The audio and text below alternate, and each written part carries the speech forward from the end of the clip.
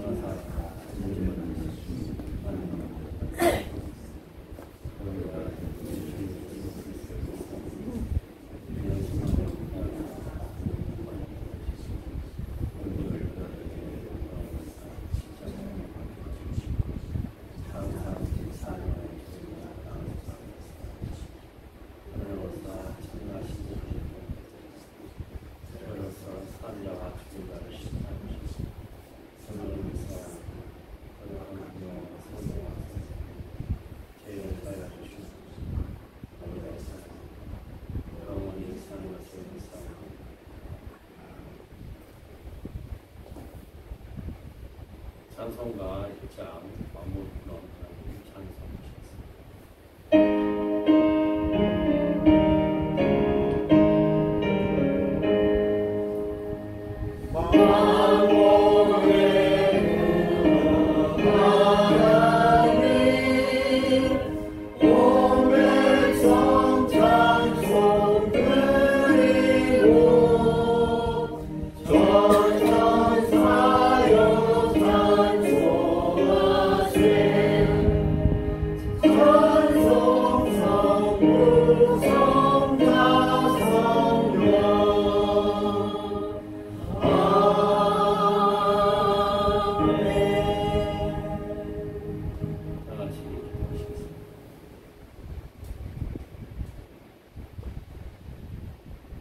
언제나 우리를 사랑하시고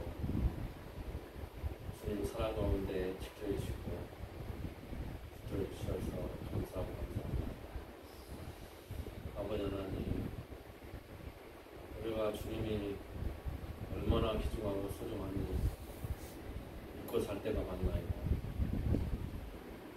우리가 우리 마음대로 생각하지만 쉽게 주님이 지켜주셨기 때문에 아무 탈 없이 일주일 동안도 지내온 것을 우리가 깨닫게 하여 주시옵소서.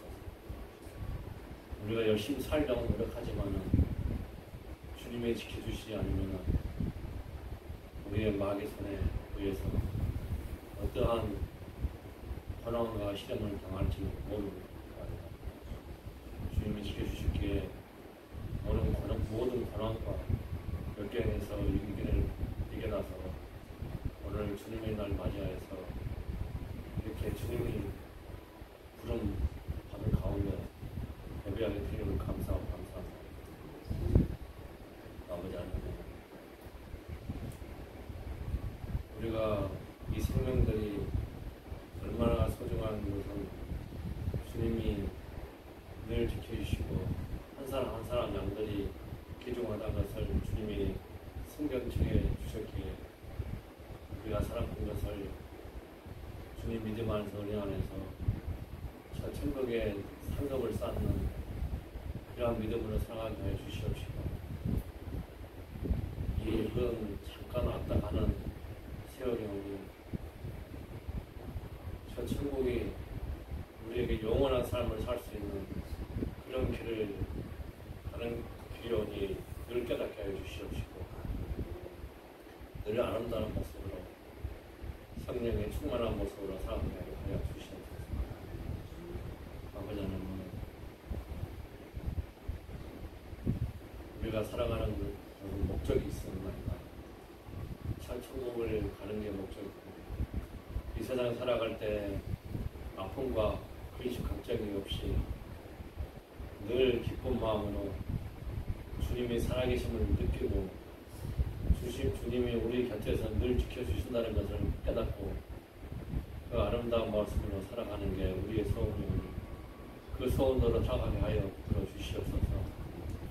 그로 인하여서 이 세상 살아갈 때에 병마와 싸우지 않게 하여 주시옵시고, 근심 걱정에서 늘 벗어나게 하여 주시옵시고, 저 천국과 주님이 우리를 손을 잡고 가는 길이 아름다운 것을 깨닫게 하여 주셔서 그러한 믿음대로 갈 수 있도록 붙들어 주시옵소서. 아버지 하나님, 우리 이런 길을 살아가는 붙들어 주시옵소서. 이 교회를 세움과 목적이 있게 이 교회가 지금까지 왔사옵나이다. 그 목적은 주님의 쓰임받는 교회, 또 많은 이에게 주님을 알리는 교회, 이 교회를 통하여서 많은 역사가 일어나게 하여 주시옵시고, 그로 인하여서 주님을 바라는, 주님을 추구하는 그런 교회가 될 수 있도록 인도하여 주시옵소서. 오잖아 이 나라와 저 북한 땅을 붙들어 주시옵소서. 남북은 물론 원래는 하나였으나 전쟁 인하여서 북이라 나눠져 있나이다. 아버지 하나님, 주님이 바라보기에 좋은 곳은 남북이 통일되고 하나가 되고 하나가 된 가운데서 평화로운 삶, 마음 놓고 주님의 기도하고 마음 놓고 주님을 믿어오며 그 믿음 가운데서 이 대한민국이 주님 위에 쓰임받는 그 나라가 됨으로 인하여서 많은 에게 주님을 알릴 수 있는 그런 나라가 될 수 있도록 인도하여 주시옵소서. 또 이성 목사님 직접 주시옵소서. 주님 위에 노력하고 주님이 가는 길이 얼마나 험난한지 알기 때문에 늘 불안 가운데서 주님이 위해서 살아가려고 노력하고 있습니다. 그 모습, 그 마음 주님이 지켜주시옵시고 특히 건강을 지켜주셔서 이성 목사님 가고자 하는 길이 있사오니 그 길 주님이 앞에서 이끌어 주시옵시고 이성 목사님이 따라갈 수 있도록 주여 이끌어 주시옵소서. 오늘 아버지 하나님, 오늘 이성 목사님 설교 말씀 드릴 때 우리에게 생명의 양식이 되고 일할 이시가 되고 많은 열매가 맺는 그런 말씀 되게 인도해 주시옵시고 그 말씀대로 우리 일주일 살아갈 때 생명 충만함으로 기쁜 마음으로 살아가게 도와 주시옵소서. 이 예배는 주님이 이끌어 주시옵시고 저 하늘에 성령을 쌓는 진실한 예배가 될 수 좀 있사옵고 우리 주 예수 그리스도 이름으로 기도드렸습니다. 아멘. 구독문은 시편 67편 보시겠습니다. 하나님은 우리에게 은혜를 베푸사 복을 주시고 그의 얼굴빛을 우리에게 비추사 주의 도를 땅에 주의 구원을 모든 나라에게 하시소서. 하나님이여 민족들이 주를 찬송하게 하시니 모든 민족들이 주를 찬송하게 하소서. 온 백성은 기쁘고 즐겁게 노래할지니 주는 민족들을 불편히 시기하시고 땅의 나라를 다스리실 것이니이다. 하나님이여 민족들이 주를 찬송하게 하시니 모든 민족으로 주를 찬송하게 하소서. 하나님 그의 수상을 내어주셨으니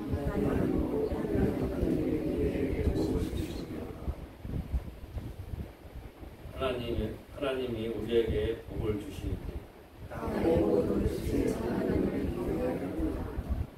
아멘. 각자 기도의 제목을 놓고 기도하시겠습니다.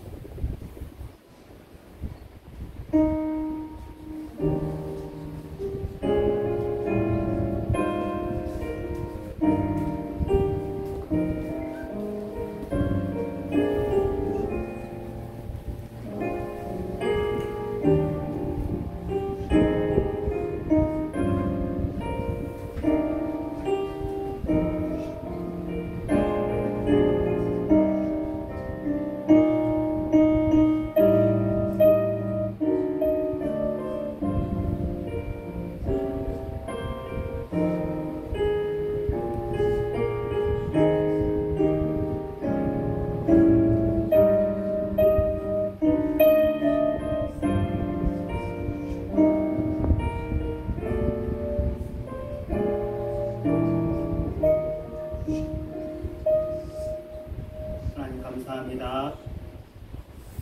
많이 더웠고 또 폭우도 또 예보되어 있고 하지만 그렇지만 오늘 이 시간에는 우리가 편안한 가운데 안전한 가운데 예배를 드릴 수가 있습니다. 우리에게 생명이 있고 기력이 있어서 이 예배하는 처소에까지 나올 수 있었습니다. 감사합니다. 하나님 아버지, 어제도 주님의 은혜 속에서 오늘도 주님의 은혜 속에서 지냅니다. 내일도 주님의 뜻대로 이루어질 줄로 믿습니다. 모든 세상이, 모든 시공간이 주님의 통제 안에 있음에 우리가 정말 평안하고 감사함이 있습니다. 어두움이 있을지라도 악한 사탄이 득세할지라도 일시적인 것일 뿐 결국 주님께서 온 천하를 다스리십니다. 오늘 이 시간 이 세상 속에서 주님을 신실하게 믿는 한 사람의 이야기를 들을 때에 우리의 마음이 차분해지게 하시고 지혜로워지게 해주시옵소서. 예수님의 이름으로 기도합니다. 아멘. 오늘은 느헤미야 저를 보겠습니다. 오늘부터 우리가 지난번까지 에스라를 보았거든요. 에스드라라고 묶어서 성경으로 부르기도 합니다. 느헤미야를 조금씩 보도록 하겠습니다. 함께 있습니다. 시작. 하가랴의 아들 느헤미야의 말이라. 아닥사스다 왕 제20년 기슬르월에 내가 수산궁에 있었는데 내 형제들 가운데 하나인 하나니가 두어 사람과 함께 유다에서 내게 이르렀기로 내가 그 사로잡힘을 면하고 남아있는 유다와 예루살렘 사람들의 형편을 부르짖으. 느헤미야 첫 번째 시간입니다. 오늘은 이제 나훔이랑 어근은 같아요. 하나님의 위로인데 나훔이라고 그 선지가 따로 있고 여기다 여호와 야를 붙여서 느헤미야가 되는 이 사람이 있습니다. 이 사람은 이스라엘의 포로기한 세 번째 타임, 세 번째 포로기한과 연결되어져 있습니다. 느헤미야는 이스라엘이 멸망한 지 93년 만에 에스라를 포함한 2차 귀환 후 13년 만에 마지막 포로 귀환을 이끈 이스라엘의 지도자입니다. 에스라와 느헤미야는 각각 한 성경의 챕터를 담당하고 있습니다. 그는 예루살렘에 와서 성전이 아닙니다. 성벽을 건축하였습니다. 오자 1차 귀환을 하자마자 성전이 건축되었는데 처음엔 전지대만 나왔고 그리고는 진행을 못하다가 에스라가 그 성전을 완성했죠. 그랬는데 성전이 있지만 성벽이 없는 상태였습니다. 그가 예루살렘에 돌아오기까지의 과정이 일단 오늘 배경 설명으로 나오겠습니다. 그는 어떻게 자신이 하나님의 은혜 가운데서 최강대국인 바사 페르시아입니다. 페르시아 제국의 술 맡은 관원장이 되었는지를 먼저 설명하려고 합니다. 술 맡은 관원은 요셉 이야기에도 나오는 아주 오래된 전통이 있는 직책입니다. 그러니까 왕에게 신뢰받는 자만이 할 수 있는 일이고요.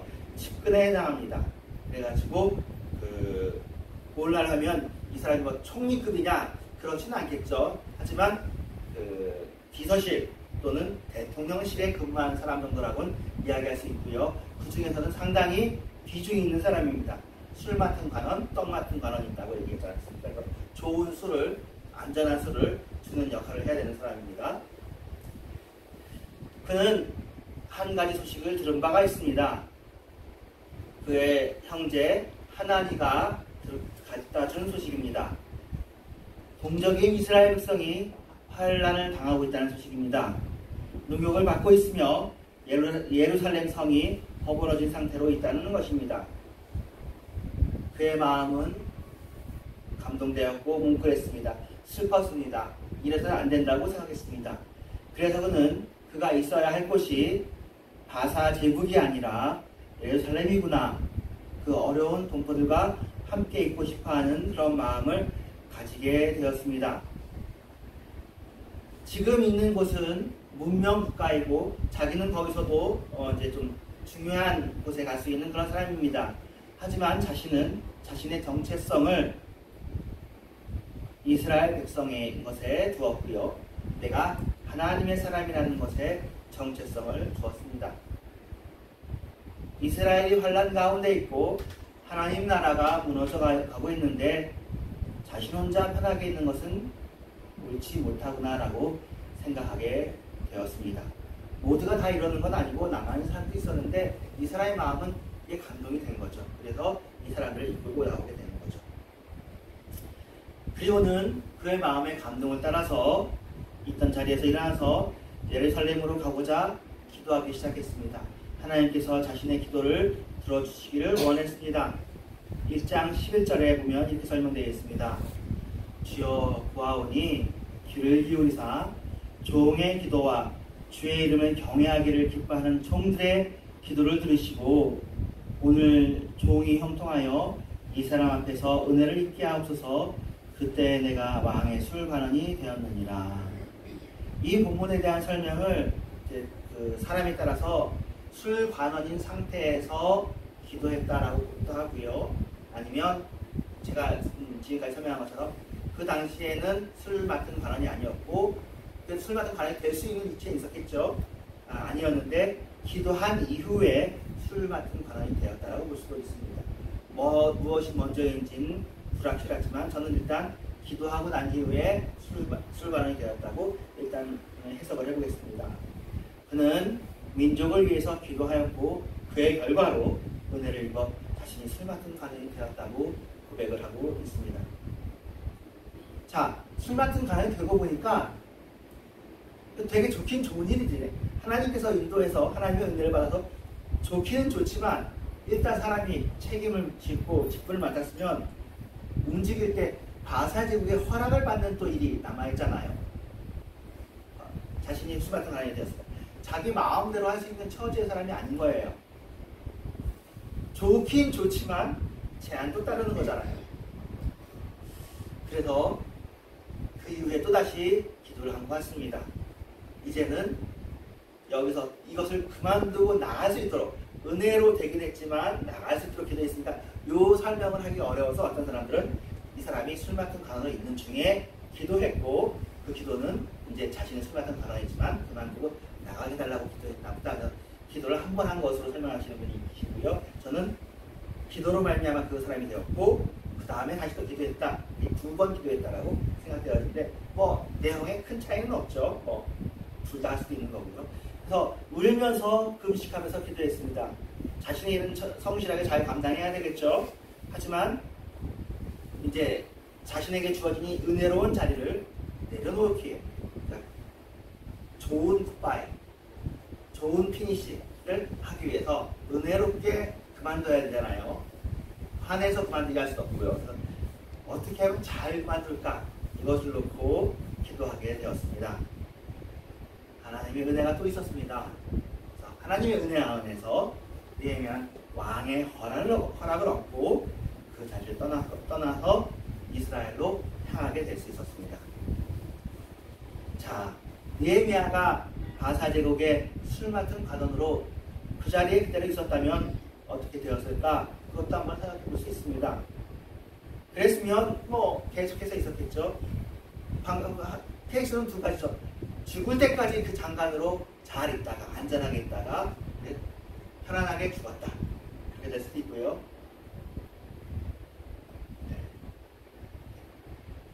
중간에 하나 빠져. 아니면 거기에 있다가 모함을 받는 거예요. 워낙에 이제 그런 위치에 있고 이 사람 소수 민족이잖아요. 그러니까 모함을 받아가지고 어쩔 수 없죠. 그러면 그냥 누명을 쓰고 그만둔 다음에 그렇더라도 나쁜 인생은 아니죠. 편안하게 이제 전직 관료로 있다가 죽을 수도 있습니다. 하지만 느헤미야가 선택한 것은 그 두 가지 시나리오가 아니라 자진하여서 제후대 식민의 입지를 내려놓고 고난받는 낮아진 가난한 곳으로 갔습니다. 가난한 곳으로 간 것이 귀한 것이라기보다 하나님을 생각한 것이죠. 잠시 있을 세상 나라가 아니라 영원한 하나님의 나라를 생각한 것입니다. 하나님이 얼마나 소중한지를 알았으니까 그렇게 한 것입니다. 자, 그래서 그가 그 자리를 내려놓고 이스라엘로 내려갔는데, 그러면 우리 생각에는 이스라엘로 내려갔으면 하나님께서 탄탄대로를 펼쳐주셨으면 좋겠는데, 우리가 이제 앞으로 보겠지만 대적자들도 있고 말하는 사람도 있고 그렇습니다. 그게 인생입니다. 우리가 생각하면 우리가 이제 주님께 헌신하면 주님께서 우리 헌신하면 큰일 한 거잖아요. 나머지는 주님께서 다 책임져 주시길 바라는데, 물론 이게 맞아요. 기본적으로 맞습니다. 여러분의 헌신은 귀한 것이고 여러분의 정말 결단은 소중한 것이기 때문에 하나님께서 붙잡아 주세요. 그런데 그 붙잡아 주심이 항상 우리 시나리오대로만 되는 것은 아니고 그래도 고생도 있습니다. 근데 그 고생한 것이 여러분에게 귀한 것이고 하나님한테 상급받는 것이죠. 이 세상에서는 여러분이 좀 힘들고 고생하고 좀 누명을 쓰고 하는 것들이 이게 좀 유익합니다. 범사에 유익합니다. 나쁜 일이 아닙니다. 그리고 그랬기 때문에 이 사람이 성경책에 기록되어졌고 우리가 이 사람을 존경하는 것이죠. 하나님 이 사람을 귀하게 여기는 것이죠. 좋은 자리를 놓고 내려와서 낮은 자리로 내려갔습니다. 이 고생은 사라지는 고생이 아닙니다. 이 고생은 무익한 고생이 아닙니다. 하나님 앞에서 기억하는 고생이 됩니다. 오늘도 사실은 예배 전에 그 장로님과 시다하고 얘기했는데 참 러시아와 우크라이나가 이렇게 전쟁을 하고 있는데 우리가 보기에는 러시아가 침략군 같이 보입니다. 다른 해석이 가능하겠지만 그 우크라이나는 방어 전쟁을 하는데 땅도 많이 뺏기고 사람들도 얼마나 많이 죽었는지 이제는 군인으로 온 사람 60세가 넘어도 자원하면 군인이 될 수 있다고 그렇게 하는 그 뉴스도 보았습니다. 사람이 없는 거죠. 많이 죽고 있습니다. 그런데 이렇게 전쟁을 해가지고 많이 죽는데 보람이 있었으면 좋겠잖아요. 근데 그 보람이 과연 있게 될지 참 모르겠습니다. 러시아는 러시아대로 고생도 많이 하고 물자도 많이 소비했는데 자기도 전쟁에 의한 이익을 취하려고 할 것이고 우크라이나는 우크라이나대로 일단 손해를 엄청나게 봤는데 그 손해를 반환하고 그 손해 없이 원상태로라도 복구가 되면 좋겠는데 이게 어떻게 될지 모르겠습니다. 참 그런 일입니다. 그리고 또 같이 우리가 예배 전에 나눈 얘기는 우리도 남북한이 분리가 돼가지고 북한은 북한대로 엄청 지금 고생하고 있지 않습니까? 우리도 북한 때문에 사실은 남남 갈등이 여전히 있습니다. 이 고생이 과연 의미 있는 고생이 되어질지 고생만 하고 그 열매가 없을지 참 알 수가 없습니다. 고생을 하는데 헛수고가 되면 우리가 참 슬픈 일이잖아요. 여러분의 인생이 고생이더라도 그 고생이 의미 있는 고생이고 열매 맺는 고생이고 아름다운 고생이면 좋은데 그 고생이 무의미한 고생이면 참 좀 안타깝고 서글픕니다. 우리가 아까도 얘기했던 것처럼 예수 믿는 사람이 헌신하고 그런다고 해서 하나님께서 우리를 완전히 보호해가지고 탄탄대로를 막 이렇게 하지 않는다고 해서 우리가 서운할 게 아니라 예수 안 믿는 사람은 탄탄대로를 그냥 똑같습니다. 예수 안 믿는 사람도 고생을 합니다. 예수 믿는 사람도 인생에 고생이 있고 예수 안 믿는 사람도 인생에 고생이 있습니다. 예수 안 믿는다고 해서 그 사람이 막 보호받고 그러지 않고요. 예수 믿으면 우리가 보호를 받는데 그 보호가 보이지 않는 손처럼 때로는 보호 안 받는 것처럼 그렇습니다. 둘 다 인생은 고통이고 고난이라서 세상에 아주 힘있는 종교가 불교가 있는데 그 불교에서는 인생에 대한 답을 내립니다. 인생은 고통의 바다다. 그거 고해라고 해요. 인생은 무조건 고난이라는 거예요. 그래서 그게 이제 그 불교의 해결책도 거기서 나옵니다. 근데 우리는 그냥 그렇게만 보지 않고 어떤 고난은 유익한 고난이다라고 봅니다. 예수님의 십자가도 큰 고난이지만 그것이 열매가 있지 않습니까? 우리도 우리 예수 안 믿고 살아도 인생은 고생입니다. 그런데 예수 안에서 고생을 하면 그 고생은 의미가 있고 유익하고 기억되는 고생이 되니 기왕이면 우리의 고생이 의미 있는 고생이 되게 하자. 그렇게도 볼 수 있겠습니다. 네, 고난이라는 것에 대해서 여러 철학에서 많이 다루고 있고요. 여전히 어려운 부분이에요. 고생이 없으면 좋잖아요. 고통이 없으면 좋은데 그 고통에 대해서 불교는 불교대로 다루고 기독교는 기독교대로 다루는데 우리는 이렇게 다루는 것입니다. 그 고난이 없어지는 것이 아니라 그 고난이 의미와 목적이 있다. 자, 느헤미야의 고난은 일단은 목적을 세웠습니다. 이스라엘로 내려가서 성벽을 세우자. 이것이 이 사람의 그 당시의 미션이었습니다. 그 성벽은 바사 제국에서 이 사람이 장관의 힘을 가지고 왕에게 건의해서 할 수 있었던 일, 그리고 바사 제국이 제국이니까 여러 나라를 다스리고 있잖아요. 굉장히 큰 힘으로 할 수 있는 일에 비해서는 어쩌면 초라하다면 초라할 수 있는 일입니다. 세상에 우리가 영향을 미쳤으면 좋겠잖아요. 우리 예수 믿는 사람들이. 근데 때로는 우리가 예수 믿는 사람이 할 수 있는 일이 작아요. 세상에 영향을 미칠 수 있는 사람은 많잖아요. 그런데 그러니까 우리가 결국에는 보면 우리가 할 수 있는 일이 우리 가정을 돌보는 일, 우리 가족에게 나쁘지 않게 하고 주변의 사람들을 패키지 않으면서 어떻게든 우리 속에 있는 하나님의 불빛, 촛불 같은 것을 잘 지키는 일, 아주 사소한 일 같습니다. 초라해져 보이는 일 같죠? 하지만 그 일이 귀한 거잖아요. 하나님이 보시는 일이잖아요. 느헤미야는 지금 그 일을 하러 가는 겁니다. 세상에 영향을 미치려고 하는 것이 아니라 내 가족에게, 내 가족을 지키고 내 동포를 지키는데 내 가족과 내 동포는 하나님의 가족이고 하나님의 동포입니다. 지금 현재 사실 여러분이 하시고 있는 일이 그런 일들입니다. 초라해 보이지고 세상에 영향을 미치는 것도 아니고 뉴스에 나오는 것도 아니죠. 하지만 소중한 일입니다. 하나님께서 귀하게 여기시는 일입니다. 그리고 그가 세운 성벽으로 인해서 이스라엘이라는 이 나라는 모양을 갖춰지고요. 그 나라에서 예수 그리스도께서 태어나시고 그 예수 그리스도는 전 세계에 영향을 미치실 것이죠. 구약은 결국 예수 그리스도로 갔는데 여러분 룻기도 알지만 그 룻이라는 한 사람의 여인의 이야기를 우리가 소중하게 담는 건 그 여인의 신앙 속에서 예수님까지 오는 것. 그리고 이 느헤미야라는 사람도 이 느헤미야라는 사람이 세속 국가에서 장관 같은 사람이 되었지만 그 사람의 헌신을 통해서 예수님이 오시는 그 이야기입니다. 우리들도 어떻습니까? 우리를 통해서 예수님이 우리 자녀에게 나 주변에 있는 사람에게 전해주고 그리고 나의 인생 자체가 내가 예수로 물들고 예수의 사람이 되어지고 이런 이야기예요. 예수의 이야기가 우리의 이야기입니다. 그 행적은 우리가 지금 읽듯이 성경이 되었습니다. 그리고 하나님 앞에서 기억되는 삶이 되었습니다. 하나님 앞에서 기억되는 삶이 복되고 거룩한 삶입니다. 어떻게 보면 사실은 이 세상에서 의미를 찾기가 쉽지가 않아요. 무엇이 의미가 있을까? 신문에 기록되면 의미가 있을까요? 사람들이 칭찬해주면 의미가 있을까요? 그건 나름대로 의미가 없다고 할 수 없습니다. 귀한 일입니다. 하지만 근본적인 관찰자, 근본적인 분, 하나님이 안 계시다고 하면 우리끼리 이제 인간이 만물의 척도가 되어야 되고 우리가 답을 찾아야 되겠지만 하나님이 계시다면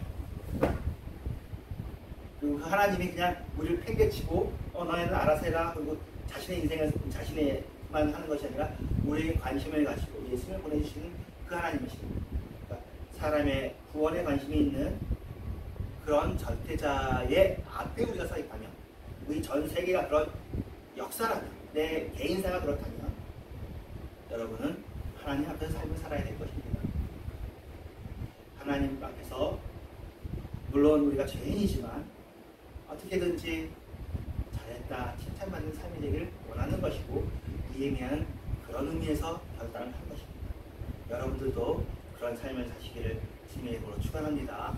여러분이 그러려고 사실 우리가 예배를 드리는 것이죠. 이 말씀을 듣는 것, 과거의 말씀을 듣고 여러분이 살려고 하는 것도 그렇지.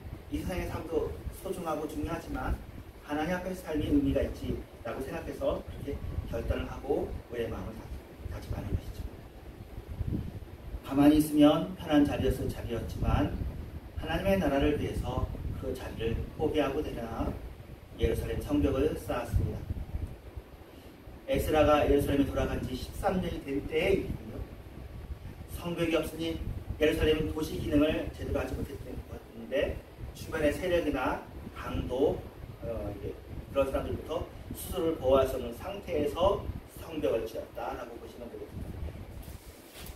성전이 세워진 지 70년 되었는데 여전히 성벽이 없었으니 참으로 안타까운 소식이었고요. 유대인들이 지금 고생을 하는 것은 어찌 보면 느헤미야는 전혀 상관없는 일입니다. 그는 자신의 처지에서 자신만 생각하는 마음이 아니라 하나님의 백성과 하나님이 어떠실까 그런 마음을 헤아리고 싶었습니다. 자신의 백성이 환난 가운데 있다고 생각했고 그들을 보고 마음이 아파했습니다. 그 하나님의 마음이 그들의 구원했겠구나 그런 마음을 느헤미야는 가지고 뛰었던 것입니다. 어떻게 보면 우리가 좀 느헤미야를 보고 좀 적용해 본다면 한국교회의 연약한 부분들을 나의 일로 여기고 슬퍼하고 가슴에 품고 그래야 되지 않나 하는 생각으로 오늘 적용을 해봤습니다. 우리는 한국교회가 정말 교회다워지기를 위해서 기도해야 되겠습니다. 물론 교회입니다. 지금도 여전히 잘하고 있고 좋은 부분이 있습니다.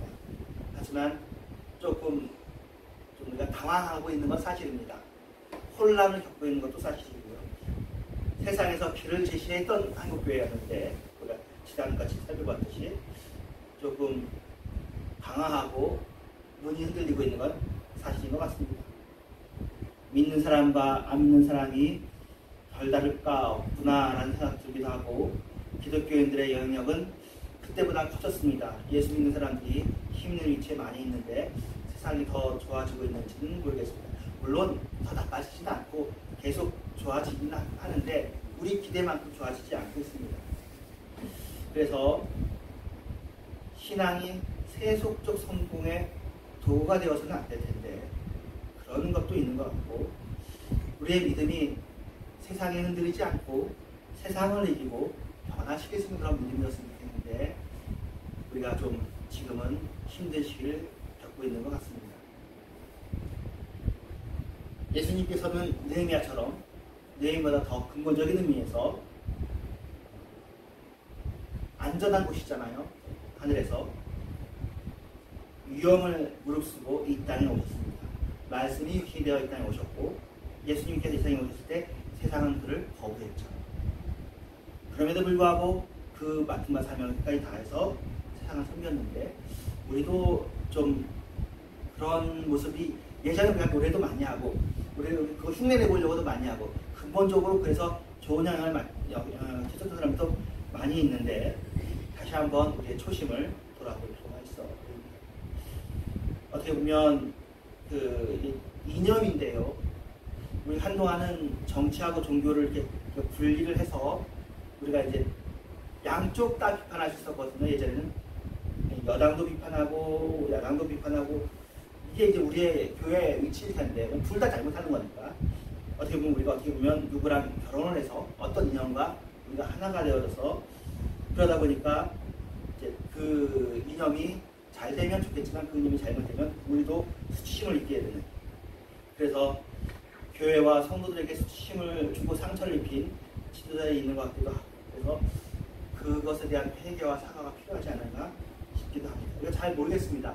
어쨌든 이 일은 벌어진 일이고 이것도 남의 그 사람들은 예수 안 믿는 사람이야 할 수 있는 게 아니라 그들도 같이 예수 믿는 때 우리랑 생각이 다른 것뿐 뿐이니까 역시 우리의 아픔을 안고 슬퍼해야 되지 않을까 싶기도 합니다.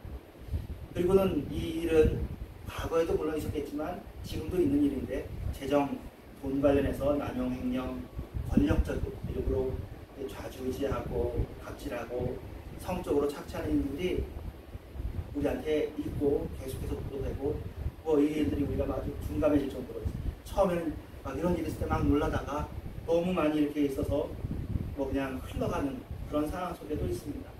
이게 좀 정리가 되어지고 다시는 발생하지 않도록 기도해야 될 텐데 여전히 한국교회에서 이런 일들이 있습니다. 한국교회 성장 우선주의가 있습니다. 그렇습니다. 성장하면 모든 것이 다 용서가 되는 그런 것이 우리의 있는 것입니다. 물질주의, 물신주의도 우리가 있는 것을 우리가 느끼지 않습니까? 그래서 우리가 복음의 본질로 좀 돌아가야 되지 않을까 그런 생각을 해봅니다. 한국교회가 하나님의 정의와 평화, 행복과 생명의 은총이 보여지고 그 은총을 간직하고 있는 그런 교회로서의 모습을 가져야 되는데 여러분도 알겠지만 예수님께서 말씀하시는 말보다는 능력이죠. 말로만 하지 말고 삶을 살아야 되죠. 지금 현재는 우리가 어떻게 보면 주님 도와주십시오 그런 마음인 것 같습니다. 빈들의 마름들처럼 우리가 시들어져 있습니다. 우리가 벼인데 비가 와서 알곡에 열매가 차야 되는데 쭉정이가 되어져 가고 있습니다. 성령의 감비가 내어져서 우리가 알고 있는 것, 우리가 정말 지향하는 것, 우리가 추구하는 것 할 수 있을 힘이 있어야 되는데 그럴 힘이 우리에게 없는 것 같습니다. 그래서 나쁜 것을 밀어낼 힘조차 없는 그런 무력한 한국교회가 되어져 있는 것 같습니다. 성령의 은혜가 필요하고 성령으로 인한 구원이 필요합니다. 인위적인 구원이나 캠페인이나 어떤 작정 가지고 되는 것이 아니라 그것들도 다 필요하지만 하나님의 위로부터 내리시는 우리의 근본적인 회개가 있어야 될 것 같고 어떻게 보면 그런 근본적인 회개가 아직 우리가 덜 돼서 하나님의 은혜가 우리에게 임하지 않는 건 아닌가 그런 생각을 합니다. 왜냐하면 한국교회는 겨우 한 100몇 년 지나가지만 다른 나라 교회들도 이런 일들을 안 겪는 건 아니거든요. 다 비슷했어요. 교회라는 게 부침을 이렇게 겪는데 그럴 때마다 각성운동이 있었는데 지금 한국교회는 어떤 각성운동이 있어야 될 것 같고 그런 각성운동들을 위해서 우리가 지금 기대하고 고대하는 중에 빈들의 마른 물처럼 있으니 우리가 얼마나 하나님 은혜가 사모가 되겠어요. 그런 것이 아닌가 싶습니다. 그래서 원래 우리가 그랬던 것처럼 이웃의 아픔에 공감할 수 있는 그런 교회가 되었으면 좋겠고요.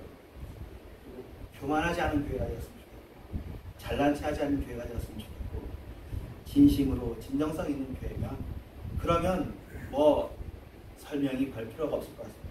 그리고 예수님께서 자신을 소개할 때 나는 마음이 온유하고 겸손하다 하셨습니다.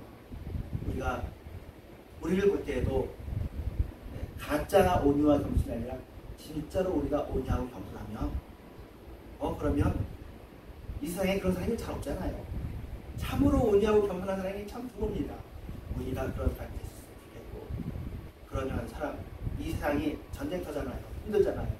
그러면 사람들이 교회로 오고, 교회가 온유하고 겸손한 것보다 아까 말한 것은 교만하고 잘난 체하고 돈 좋아하고 나쁜 짓 하고, 그러면 여기서 쉴 수가 없잖아요. 사람들의 마음이. 우리가 그렇게 되도록 주님 우리에게 그런 교회 가자고 허락해 주십시오. 원래 우리가 그런 교회였는데 어떻게 하다 보니까 우리가 놓쳤는데, 우리 우상으로 해서 우리가 교회 아닌 건 아닌데, 다시 한번 우리에게 주님께서 성벽이 되어주셔서 우리에게 있는 복음이 잘 보호받도록, 악한 자들이 자꾸 와서 우리를 침노하지 않고 우리가 주님의 성벽 안에서 보호받는 그런 교회가 되도록 기도하겠습니다. 감사합니다. 하나님 감사합니다. 주님을 사랑합니다. 이 시간에도 예배와 일장 보면서 또 한국교회를 사랑하는 마음으로 우리가 누구를 부정하고 누구를 밀어나겠습니까? 타악이 우리의 모습인데 위로부터 오는 은혜가 있게 하여 주시옵소서. 우리는 연약합니다. 뭘 해보려 하지만 해볼 힘조차 없습니다. 지금 기도할 힘조차 없는 상황인 것 같습니다. 하나님, 우리가 주님을 사모합니다. 주님을 대망합니다. 주님을 바라봅니다. 주님밖에 없습니다. 주여 우리에게 은혜를 베풀어 주시고 불쌍히 여기시고 한국교회가 다시 한번 살아나게 주시옵소서. 예수님의 이름으로 기도합니다. 아멘. 21장 1절 읽어주세요.